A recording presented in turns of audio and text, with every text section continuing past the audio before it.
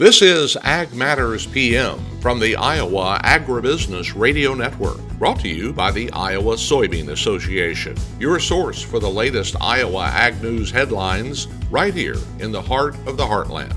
With reports from our award-winning team of Dustin Hoffman, Riley Smith, Mark Magnuson, and Andy Peterson.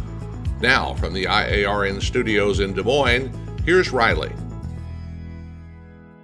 Good day and welcome to Ag Matters PM from the Iowa Agribusiness Radio Network. I'm Riley Smith. Today is Thursday, February 6th of 2025, and we are so glad you can join us for today's show. In today's episode, as always, we'll have a check of the closing markets, this time with Cory Bratland of agmarket.net. But for the news segment today, I talked with Myron Stine. He's the president of Stine Seed. I had the chance to visit with him at the Iowa Ag Expo earlier this week. We talked about short stature corn and some of the new focuses that they have for 2025. First off, Myron, we're in 2025. Planting season is going to be here before we know it. How are things looking from your guys' point of view? Oh, great. So we're busy shipping. Growers have taken a little bit longer this year to decide exactly what they want, but that's going to be no problem. But things look really good so far at this point. And I always want to think that it's a new innovation at this point, but it's been around for a little while now, and that's the short stature corn, and that's something that you guys have been very excited about. I've seen a lot of producers excited to learn about it too.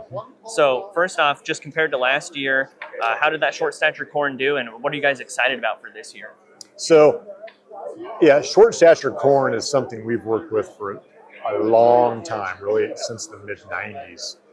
And every year, there's more adoption to that technology or to that type of a corn hybrid.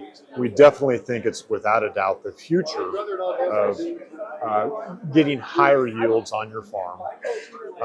Last year was great. This year is going to be good also with that specific type of corn hybrid.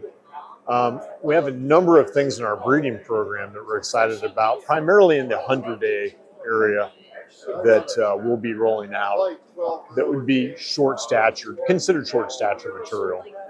Then, of course, we see a lot of those benefits from the short stature corn. It's literally shorter, so it's more resistant to wind damage, storm damage. I believe a lot of varieties also have an extended application window, right? Yep, those are the two biggies for it. Yeah, without a doubt, the wind damage thing is a no-brainer. I mean, we see that year after year. People that take the shorter stature material and use that, they don't complain. I mean, you don't get complaints on it falling down. Then on the application thing, there are a lot of growers now using ground rigs. So you can use a ground rig to typically get a more timely application of a pesticide on. The biggest thing, though, will simply be short statured corn allows you to get more plants per acre. More plants per acre means more yield, as long as you're managing those plants correctly on your acre. And then, Myron, you mentioned before we started the conversation today as well of just kind of being more than a seed company. And you guys have worked closely with farmers for a long time, and I think this is maybe just a little bit more bringing that to the forefront, right? Yeah, so we have two really big breeding programs on corn and soybeans, and we've always kind of prided ourselves on just bringing these brand new products to our customers. We've never had a focus on helping that customer place the product properly, helping the customer plant the product properly, and then assuring that, okay, did they get the results from planting? Did they get the proper stand that they need to carry them through the growing season?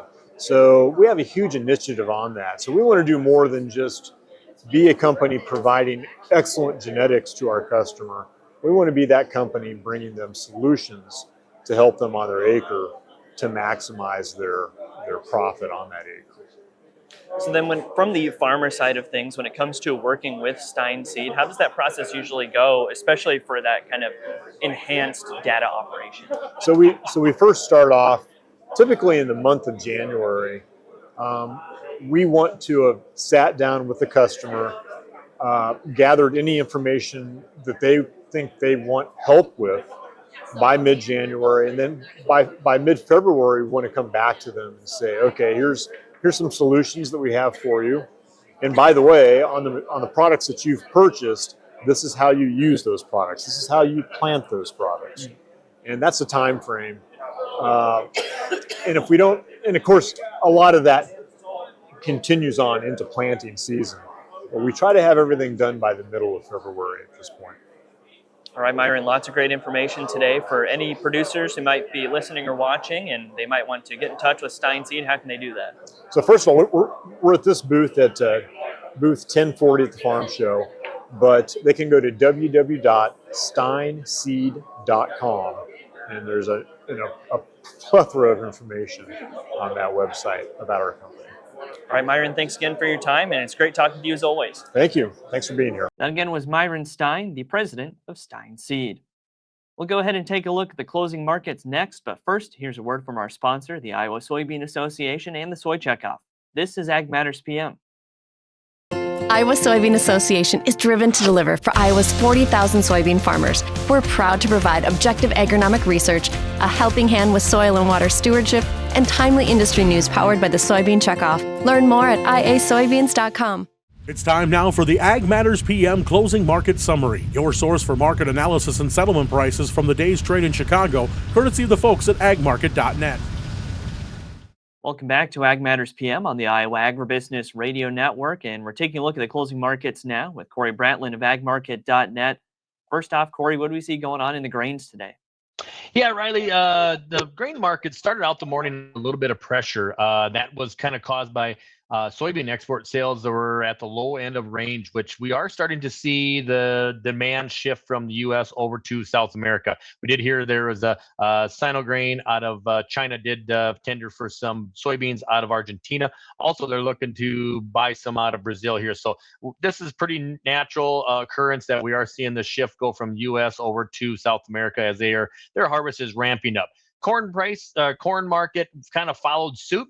They had really good export sales. We also heard that Mexico has kind of eased back some of the GMO restrictions that they had in place. So to me, in the long term, that's a little bit on the positive side. But, wheat market started to stabilize here about early morning and started to turn positive. That pulled corn with it and eventually pulled the soybeans with it. And we're going to end the day up, a couple 3 on corn and 3 to 5 on soybeans, and wheat up 14-15 cents on the day. Now, obviously, the news of the Mexico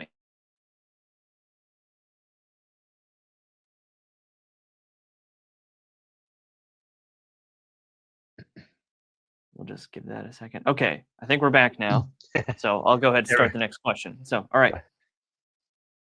And then looking at the news of the Mexico and Canada tariffs being pushed back for a month now, in this time frame, while we wait to see what develops there, are the markets going to be a little more hectic to try to prepare for that, or what do we think will happen in that marketplace? Yeah, we're definitely going to continue to see a lot of volatility. We're going to be sensitive to headlines just like we have been. Yeah, they got paused for 30 days. It doesn't say that they won't come on, but I think it's going to give us the grace period where maybe we can work some things out. I think, Mexico has been pretty open to work with us on putting some troops on the border and et cetera. Same kind of similar with Canada. So I think nobody really wants these tariffs in place, but it's something that we're gonna have to watch closely. I think if we do get threatened that we put on, we'll definitely see some volatility. Market will be under some pressure, but we'll see if we can't get something resolved here in the next 30 days. And then on the livestock side of things, how did cattle and hogs trade today? Cattle was down pretty good. That was all in the light of a new bird flu strain that is hitting some dairies in Nevada. So that is causing a lot of concern. These funds got a big length in here. We saw cattle down 3.5 to 4.5 kind of across the board. We saw feeder cattle down $5.50 to $6. So that was caused a lot of panic in here. The concern is will the funds start to liquidate out of their long positions, or is this just kind of a 1-2 day deal? Also, we are seeing some cattle come in across the border from Mexico. I think they've heard that's around 500 head been brought in. They're being quarantined. They're going to be watched very, very closely. Hogs ended up in the day a little higher here. I think this kind of with the cattle market being down, hogs kind of saw the path of least resistance, which has been up to the upside here in the near term. All right, Cory, lots of great information today. For anyone who would like to get in touch and learn more from agmarket.net, how can they do that? Yep, you can just head on over to our website, which is agmarket.net. All right, Cory, thanks again for the analysis today. We look forward to speaking again soon. Sounds good. Thank you, Riley. That again was Cory Bratland of agmarket.net. We'll go ahead and take a look at how those numbers closed through the market window at iowaagnet.com. At the close, March corn up 2 3/4 at $4.96 even. March soybeans up 1 3/4 at $10.58 3/4. March soybean meal down to $1.50 at $3.0680. March soybean oil up 3 cents at $45.12. Chicago wheat up 15 3/4 at $5.88 even. Minneapolis spring wheat up 10 1/4 at $6.28 3/4. Kansas City hard red wheat up 15 1/4 at $6.07 even. March oats down 4 1/2 at $3.63 1/4. On the Merc, February live cattle down $2.97 at 262 cents. March feeders down $5.82 at 264.90. April lean hogs up 25 cents at 91.80. Pork cutout went unchanged at 93.97. And February Class 3 milk went unchanged as well at 20.34.